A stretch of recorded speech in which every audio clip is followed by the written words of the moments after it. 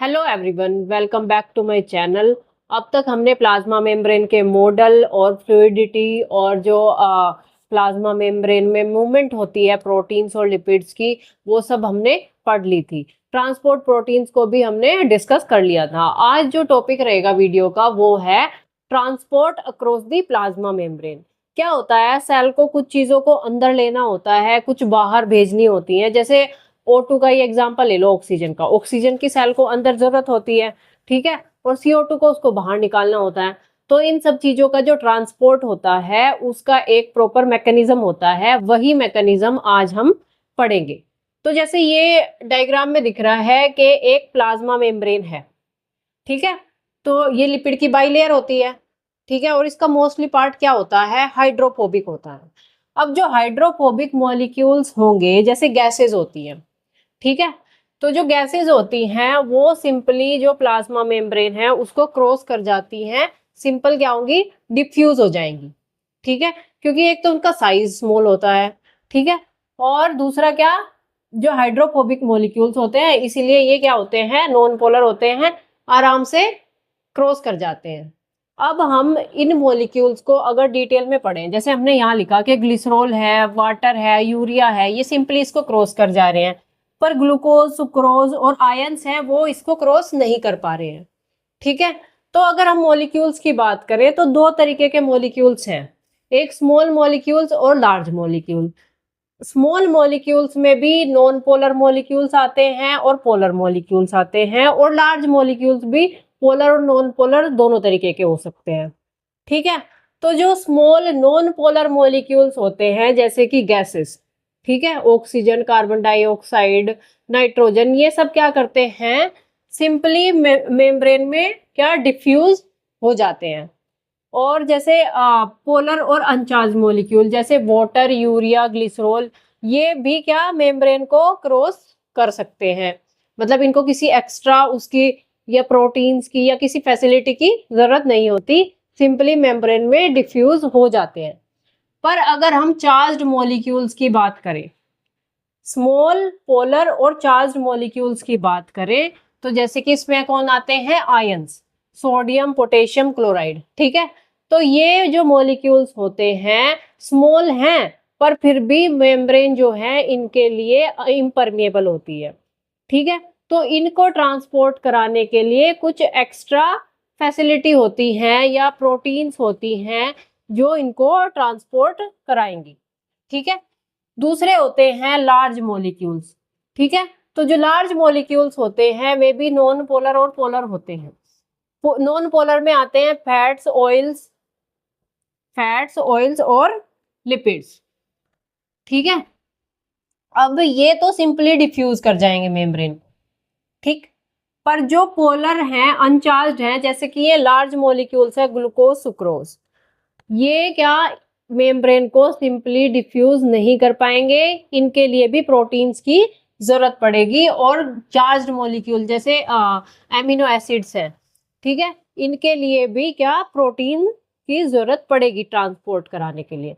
तो ये दो तरीके के मॉलिक्यूल्स हैं, और इनमें किस कौन सिंपली डिफ्यूज होके चला जा रहा है और कौन प्रोटीन्स के थ्रू जा रहा है, ये हमने इस चार्ट से हमें समझ आ गया। जैसे ये क्या क्रॉस कर सकते हैं, ये भी क्रॉस कर सकते हैं, पर जो आयंस हैं इनके लिए कुछ प्रोटीन्स की जरूरत होती है। पर ग्लूकोज और एमिनो एसिड्स क्या मेम्ब्रेन को सिंपली क्रॉस नहीं कर पाएंगे, ठीक है। तो जो अब हम बात करते हैं ट्रांसपोर्ट के टाइप्स की। जो ट्रांसपोर्ट है वो डिपेंड करता है एक तो किस चीज पे, मतलब इसको क्लासिफाई कर सकते हैं हम एनर्जी के बेसिस पे, कि हाँ किस में एनर्जी लग रही है, किस में एनर्जी का यूज नहीं हो रहा है, ठीक है। या फिर ये जैसे इसमें क्या होता है, कंसंट्रेशन ग्रेडियंट बनता है कि सेल के एक साइड, मतलब या वो अंदर हो या बाहर हो, मॉलिक्यूल की कंसंट्रेशन ज्यादा हो, ठीक है। तो जिधर कंसंट्रेशन ज्यादा है वो उधर से कम की तरफ मूव करे, ठीक है। तो मतलब एक ज्यादा कंसंट्रेशन है तो कंसंट्रेशन ग्रेडियंट बन गया है। उस कंसंट्रेशन के ग्रेडियंट के बेसिस पे भी हम इसको क्या क्लासिफाई कर सकते हैं।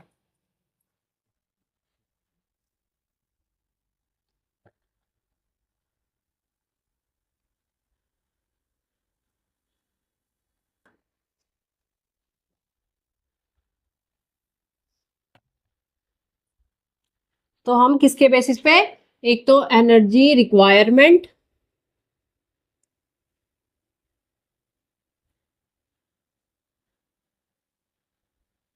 और दूसरा क्या, कंसंट्रेशन ग्रेडियंट, कंसंट्रेशन ग्रेडियंट, इसके बेसिस पे हम इसको क्या, जो ट्रांसपोर्ट है उसको डिवाइड करेंगे। तो सबसे पहले क्या आता है इसमें, जो ट्रांसपोर्ट होता है वो दो तरीके का हो सकता है। एक होता है पैसिव ट्रांसपोर्ट, पैसिव ट्रांसपोर्ट, और एक होता है active transport, active transport. Passive transport वो ट्रांसपोर्ट जिसमें एनर्जी नहीं यूज हो रही है, ठीक है, एनर्जी की रिक्वायरमेंट यहाँ पे नहीं होती, पर यहाँ पे क्या हो, एटीपी यूज होते हैं, एटीपी की हेल्प से होता है ये, ठीक है। तो अब जो पैसिव ट्रांसपोर्ट होता है ये भी फर्दर टू टाइप्स का होता है। इसमें सबसे पहले आता है सिंपल डिफ्यूजन,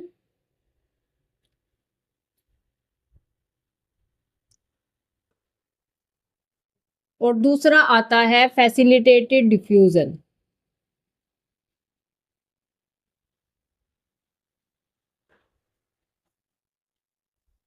डिफ्यूजन, ठीक है। और जो एक्टिव ट्रांसपोर्ट होता है ये भी फर्दर टू टाइप्स का होता है।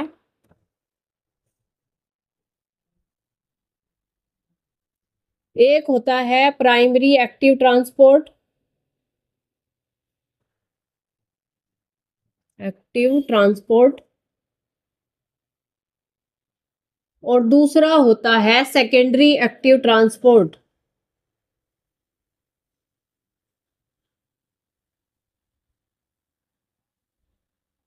अब जो सेकेंडरी, जो हमने देखा सिंपल डिफ्यूज, अब जो फैसिलिटेटेड डिफ्यूजन है ये क्या होता है, सिंपल डिफ्यूजन तो सिंपली हो जाता है, ठीक है, इसको किसी प्रोटीन की जरूरत नहीं, किसी एनर्जी की जरूरत नहीं है, किसी चीज की इसको जरूरत नहीं है। पर जो फैसिलिटेटेड डिफ्यूजन होता है ये क्या होता है, प्रोटीन की हेल्प से होता है। अब वो प्रोटीन भी दो तरीके के हो सकते हैं, कैसे, या तो ये कैरियर मीडिएटेड हो, कैरियर मीडिएटेड, या फिर ये चैनल मीडिएटेड हो, चैनल मीडिएटेड, ठीक है। हमने कैरियर और चैनल प्रोटीन्स को हमने पढ़ा था, और क्या पढ़ा था हमने, कि जो कैरियर मीडिएटेड होते हैं इसमें कौन से आते हैं, जैसे यूनिपोर्टर आते हैं, ठीक है, ग्लूकोज के ट्रांसपोर्ट के लिए जो होते हैं, और चैनल मीडिएटेड में आते हैं जैसे एक्वापोरिन्स, ठीक है। और जो चैनल मीडिएटेड होते हैं ये गेटेड और नॉन गेटेड होते हैं, ठीक। जो गेटेड होते हैं वो क्या, जैसे वो लाइगेंड बाइंडिंग हो सकते हैं किसी लाइगेंड के मतलब रिस्पॉन्स में खुले जो, ठीक है, मतलब या तो वो कोई न्यूक्लियोटाइड हो या वो कोई आयन हो, या ये वोल्टेज गेटेड हो सकते हैं, मतलब जो मेम्ब्रेन की जो इलेक्ट्रिक पोटेंशियल है उसमें चेंज हो तब ये क्या ओपन हो, ठीक है। तो ये क्या हो सकते हैं, गेटेड और नॉन गेटेड, ठीक है। मतलब इसकी स्ट्रक्चर हम ऐसे बना दें, जैसे ये है, और ये इसका क्या है, ये इसका गेट है। अगर ये ओपन है तो मॉलिक्यूल आ सकता है, और जब मतलब कोई मॉलिक्यूल जो लाइगेंड होगा उसके क्या रिस्पॉन्स में ये ओपन हो जाएगा, और जब मॉलिक्यूल नहीं होगा तो ये जो इसका लिड है ये बंद हो जाएगा, ठीक है, मतलब जो इसका गेट है वो बंद हो जाएगा। एक होते हैं non gated, non gated simple होते हैं, इनमें कोई गेट नहीं होता, ये हमेशा ओपन होते हैं, ठीक है। तो अब हम सबसे पहले बात करेंगे सिंपल डिफ्यूजन की। तो सिंपल डिफ्यूजन में क्या आता है, हमने कहा कि जो पैसिव ट्रांसपोर्ट होता है उसमें एनर्जी की जरूरत नहीं होती, और सिंपल डिफ्यूजन क्या है, पैसिव ट्रांसपोर्ट का ही टाइप है। तो इसमें क्या है, ना ही तो हमें प्रोटीन की जरूरत है, ना ही हमें एनर्जी की जरूरत है, हमें जरूरत है बस कंसंट्रेशन ग्रेडियंट की। Simple diffusion.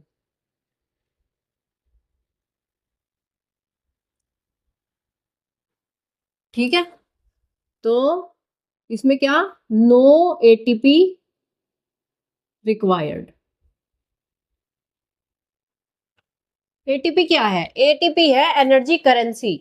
ठीक है, मतलब ये क्या होते हैं, जब एटीपी जैसे क्या होता है, जैसे ये एटीपी है, ठीक है, तो ये एडीपी और पीआई में जब रिलीज होता है ऐसे, तो इससे क्या एनर्जी रिलीज होती है। ठीक है, तो इसकी यहां पे जरूरत नहीं है। ठीक है, एटीपी की जरूरत नहीं है। दूसरा क्या, कोई प्रोटीन की जरूरत नहीं है, proteins are not involve.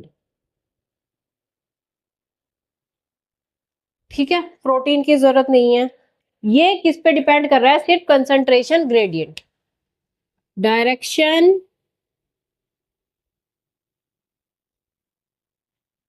Direction of transport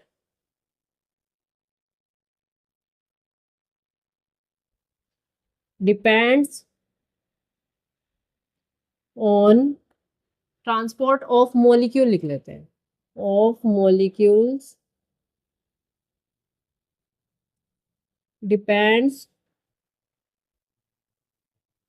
only on concentration gradient. ठीक है, मतलब इसका इससे बात से कोई मतलब नहीं है कि एक मॉलिक्यूल अंदर जाएगा या बाहर जाएगा। अगर कंसंट्रेशन ग्रेडियंट उसके मॉलिक्यूल्स जो है वो बाहर की तरफ ज्यादा हैं तो वो अंदर आएंगे, और अगर वो अंदर ज्यादा है तो वो बाहर की तरफ मूव करेंगे। ठीक है, डायरेक्शन सिर्फ और सिर्फ कंसंट्रेशन ग्रेडियंट क्या करेगा, उसी पे ही डिपेंड होगी। मतलब जैसे ये एक सेल है, ठीक है, बाहर क्या O2 के मॉलिक्यूल्स ज्यादा हैं, ठीक, ये ऑक्सीजन है बाहर, अंदर क्या है कि ये है, ये अंदर ये कंडीशन है सेल के और बाहर ये कंडीशन है। तो ये क्या होगा, ये जो मॉलिक्यूल्स हैं हाई टू लो जाएंगे। ठीक है, क्या होता है, along the transport along the concentration gradient, along the concentration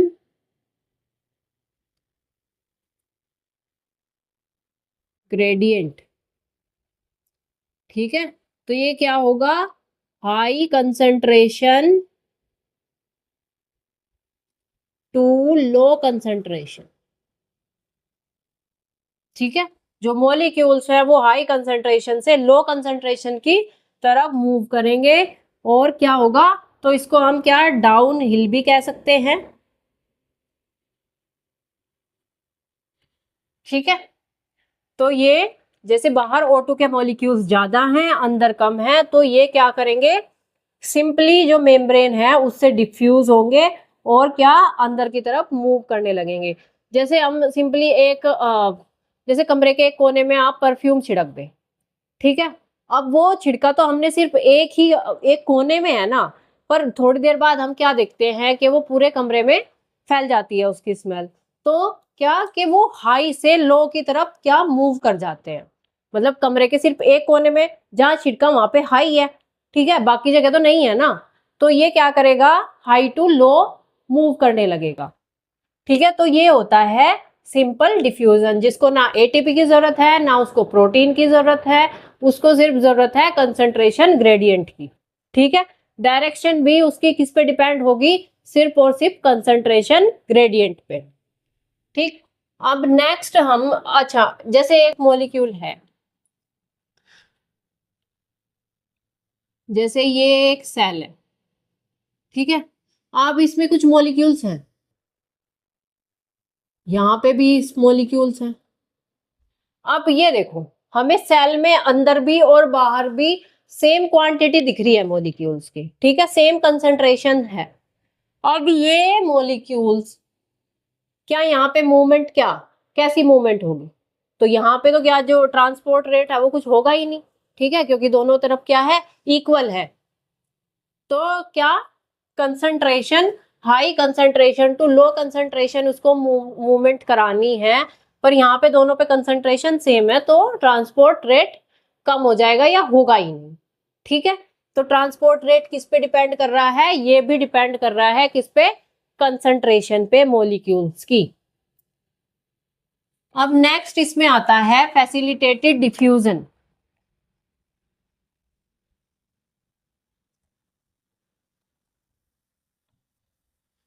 क्या आता है? फैसिलिटेटेड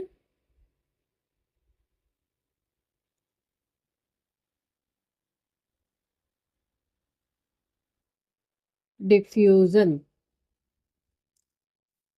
अब जो फैसिलिटेटेड डिफ्यूजन होता है, इसमें क्या होता है, होता तो ये भी सिंपल डिफ्यूजन की तरह ही, along the concentration gradient, transport along the concentration gradient, ठीक है। किस पे डिपेंड कर रहा है? कंसंट्रेशन ग्रेडियंट पे। और ना ही इसको एटीपी की जरूरत होती है, इसको जरूरत होती है प्रोटीन्स की, ठीक है। वो कैरियर भी हो सकते हैं और चैनल भी।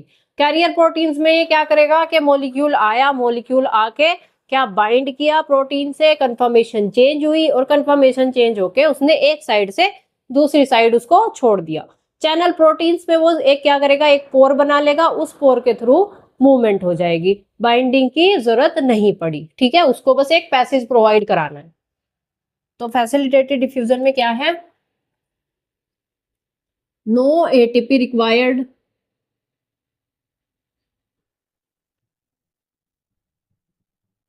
ठीक। दूसरा,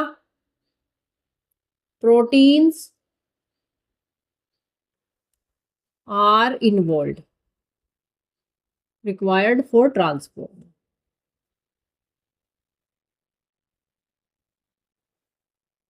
ठीक है, आर इन्वॉल्व, ठीक है। और वो क्या, कैरियर एंड चैनल प्रोटीन्स। अब ये कैसे होता है transport? Along the concentration gradient, concentration gradient के अकॉर्डिंग हो रहा है, like simple diffusion, simple diffusion. बस इसमें क्या, प्रोटीन्स इन्वॉल्व है। अब जैसे हम पढ़ते हैं ग्लूकोज ट्रांसपोर्टर, ठीक है, ग्लूकोज ट्रांसपोर्टर को हम ग्लूट कहते हैं, और ये क्या होते हैं, यूनिपोर्टर होते हैं। तो सबसे पहले बात करते हैं कैरियर प्रोटीन्स की, कैरियर मीडिएटेड ट्रांसपोर्ट।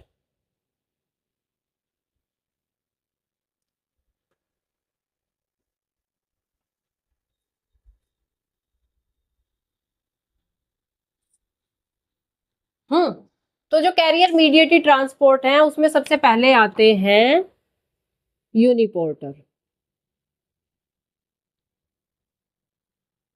यूनिपोर्ट क्या होते हैं, यूनिपोर्टर क्या होते हैं, क्या होते हैं, एक मॉलिक्यूल से बाइंड आएंगे और उससे दूसरे को दूसरी साइड छोड़ के आएंगे, ठीक है, bind with only one molecule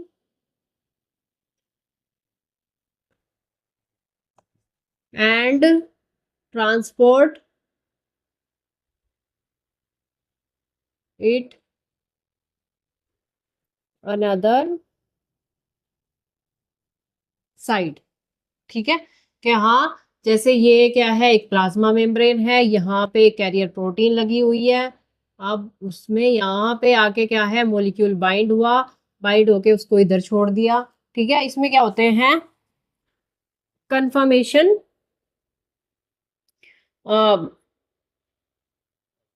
conformation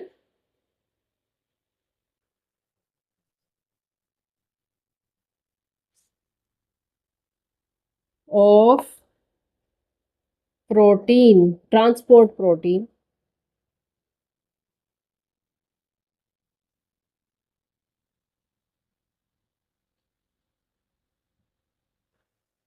change, conformation change होता है इसमें। ठीक है, अब क्या होगा, जो ग्लूट है इसका एग्जाम्पल है ग्लूट। ठीक है, ग्लूट क्या है, ग्लूकोज ट्रांसपोर्टर, ग्लूकोज ट्रांसपोर्टर। ठीक है, और इसकी कुछ आइसोफॉर्म्स होती हैं, इसकी कितनी, 5 आइसोफॉर्म्स है। सबसे पहले बात करते हैं ग्लूट 1 की। किसकी, ग्लूट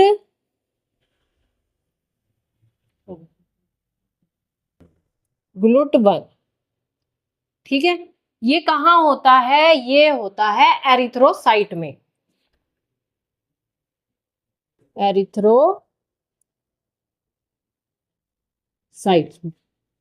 ठीक है, दूसरा है ग्लूट 2। जो ग्लूट 2 होता है ये कहाँ होता है, ये होता है लीवर में। एक होता है ग्लूट 3, ये कहाँ होता है, ब्रेन में। कहाँ होता है, ब्रेन में। एक होता है ग्लूट 4, ये कहाँ होता है, ये होता है किसमें, एडिपोज टिश्यू में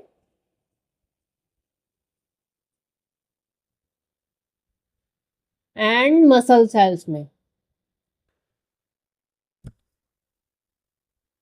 एक होता है ग्लूट 5, ग्लूट 5 किसमें होता है, स्मॉल इंटेस्टाइन में।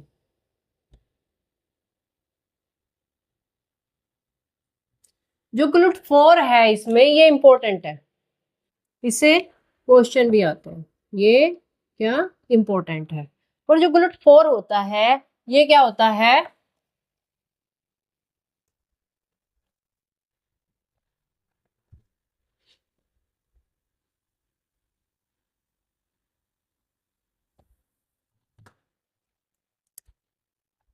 जो ग्लूट 4 होता है ये कहाँ, ये इंट्रासेलुलर वेसिकल्स में स्टोर रहता है, stored in intra cellular vesicles. ठीक है, और जैसे ही क्या होता है, जो इंसुलिन है, इंसुलिन के स्टिमुलेशन से ये क्या हो जाता है, प्लाज्मा मेम्ब्रेन से जाके फ्यूज हो जाता है और ग्लूकोज के अपटेक को बढ़ा देता है। तो क्या होगा, upon insulin stimulation it fuse with the plasma membrane and increase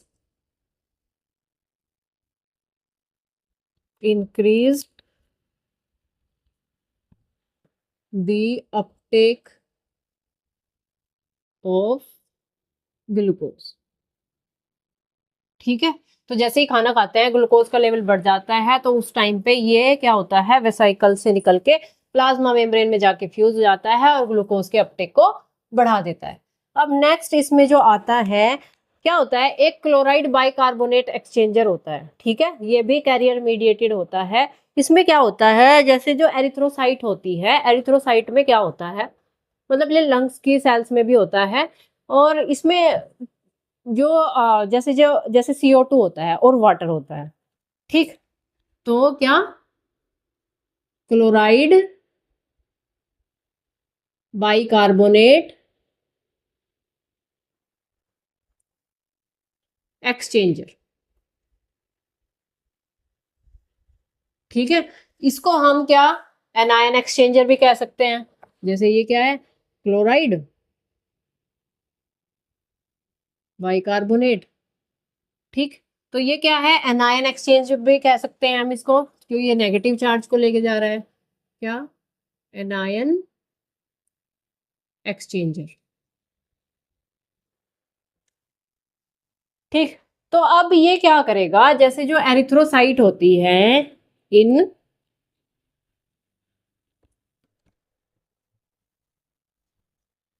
erythrocyte,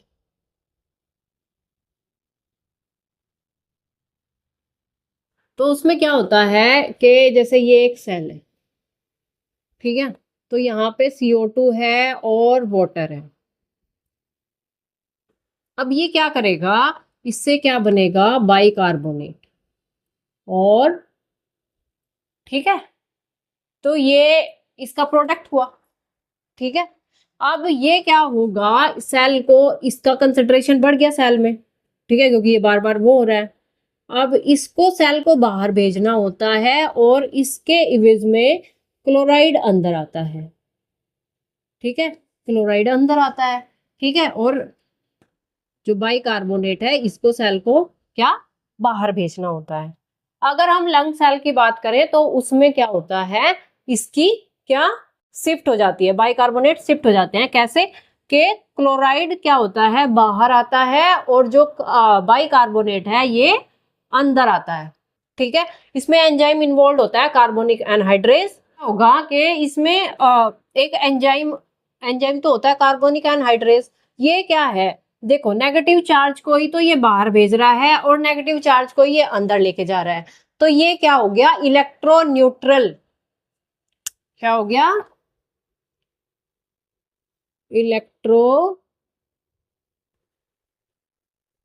तो ये क्या है, एक इलेक्ट्रोन्यूट्रल प्रोसेस हुई है ना, क्योंकि चार्ज का तो कुछ हो ही नहीं रहा ना कि हाँ चार्ज का सेपरेशन हो रहा है, नहीं ऐसा तो नहीं है। नेगेटिव चार्ज ही बाहर जा रहा है और नेगेटिव ही अंदर आ रहा है। ठीक है, तो ये क्या हो गया, एक तरीके से एंटी वॉटर हुआ।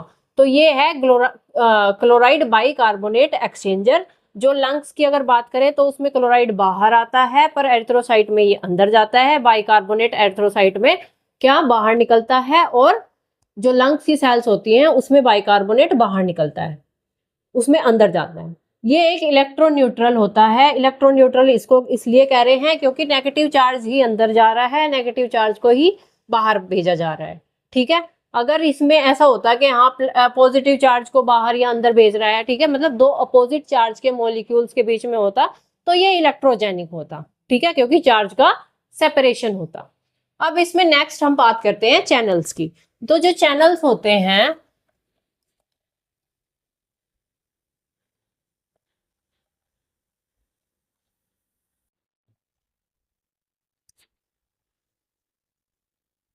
चैनल प्रोटीन्स, ठीक है, क्या होते हैं, ये ओपन पोर्स होते हैं, ओपन पोर्स होते हैं। ठीक है, जैसे इसका एग्जांपल है क्या, पेन खराब हो गया है, इसका एग्जांपल है एक्वापोरिन। ठीक है, एक्वापोरिन, और हमने बताया कि ये गेटेड और नॉन गेटेड हो सकते हैं। अब जो ये जो चैनल प्रोटीन्स होते हैं इनमें जो ट्रांसपोर्ट रेट होता है वो कैरियर प्रोटीन्स के मुकाबले ज्यादा होता है। तो ट्रांसपोर्ट रेट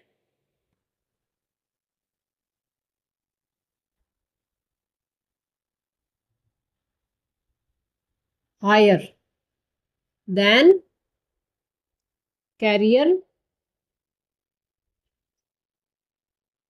प्रोटीन्स। ठीक है, तो ये क्या है, ट्रांसपोर्ट ज्यादा कराते हैं। अब हम सबसे पहले बात करते हैं एक्वापोरिन की। तो जो एक्वापोरिन्स होते हैं ये क्या होते हैं, ओपन पोर होते हैं, ये वाटर चैनल होते हैं। क्या होते हैं ये, वाटर चैनल। ठीक है, और ये किसमें, प्लांट और एनिमल सेल दोनों में प्रेजेंट होते हैं, present in plant and animal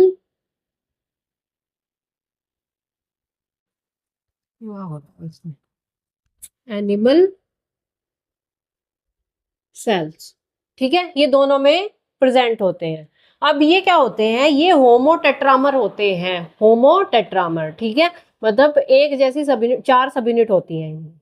ठीक है, तो जो एक मोनोमर होता है, जैसे टेट्रामर है तो चार मोनोमर हुए ना उसमें, तो एक मोनोमर एक पोर बनाता है। ठीक, तो क्या होते हैं ये, होमो टेट्रामर। ठीक है, होमो टेट्रामर, और each monomer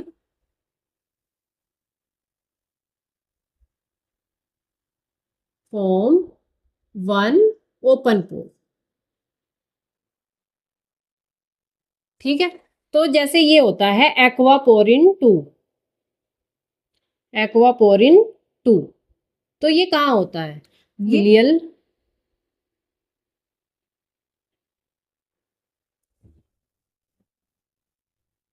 sales lining, epithelial cells lining in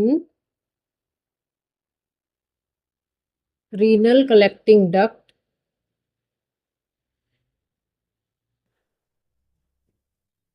in kidney। ठीक है, तो ये कहाँ है, एपिथेलियल सेल्स। और ये भी ग्लूट4 की तरह क्या होता है, आप वेसाइकल्स में स्टोर्ड रहता है, स्टोर्ड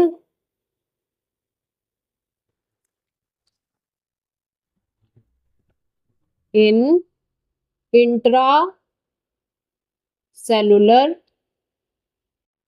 वेसाइकल्स,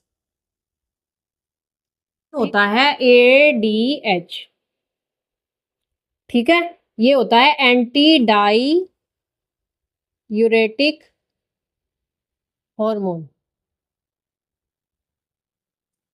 अगर ये हाई है, हाई कंसंट्रेशन पे जो ये एक्वापोरिन है ये रिलीज होगा और क्या करेगा, प्लाज्मा मेम्ब्रेन से जाके फ्यूज हो जाएगा, और प्लाज्मा मेम्ब्रेन से फ्यूज होके क्या, जो वाटर है उसके लिए परमेबिलिटी को बढ़ा देगा। ठीक है, वाटर इंक्रीज वाटर परमिएबिलिटी।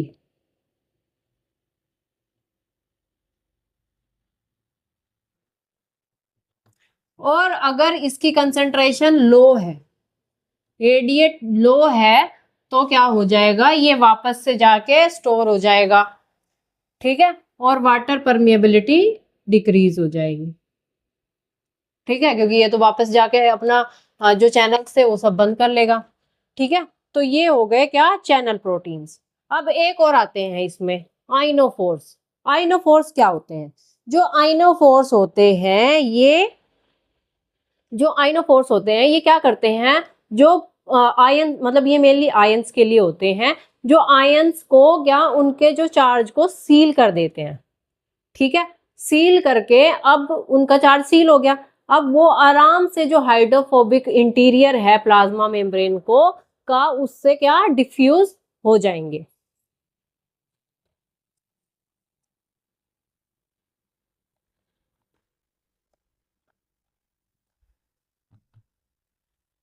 बात करते हैं आइनोफोर्स की। ठीक है, तो जो आइनोफोर्स है ये क्या करेंगे, shield the charge of ions and diffuse the ions from hydrophobic hydrophobic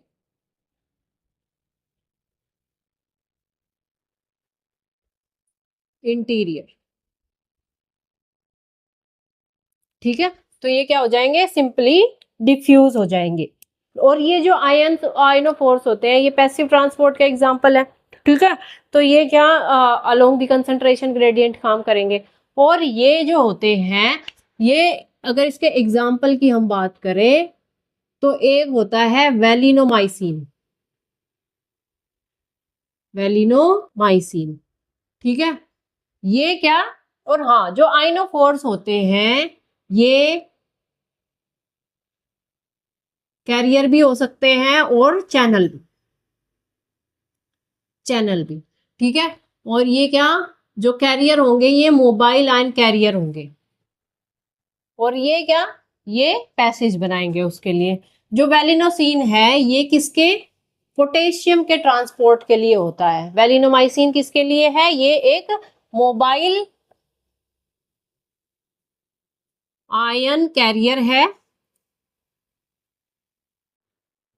और किसका ट्रांसपोर्ट कराता है, पोटेशियम का। अब एक दूसरा आता है मोमेंसिन, ये भी एक मोबाइल आयन कैरियर है। और ये किसके ट्रांसपोर्ट के लिए होता है, ये होता है सोडियम के लिए। ये सोडियम के ट्रांसपोर्ट के लिए होता है। सोडियम के मतलब जो चार्ज है उसको सील करेगा और उसको हाइड्रोफोबिक इंटीरियर से पास करा के दूसरी तरफ ले आएगा, ठीक। अब एक होता है, अब बात करते हैं हम चैनल की। तो कैरियर में तो आ गए वेलिनोमाइसिन और मोमेंसिन। अब बात करते हैं चैनल की। तो जो चैनल में आता है वो आता है ग्रेमिसिडीन, ग्रेमिसिडीन ए, ठीक। तो जो ग्रेमिसिडीन ए होता है ये एक क्या होता है, चैनल आइनोफोर है। जो ग्रेमिसिडीन ए है जो ये ट्रांसपोर्ट कराता है यूनिवेलेंट कटायंस को, ठीक है, अनायंस को नहीं। ट्रांसपोर्ट यूनिवेलेंट कटायंस, नॉट एनायंस, ठीक है। तो ये हो गया आज सिंपल और फैसिलिटेटेड डिफ्यूजन का जो टॉपिक है वो कंप्लीट हो गया है।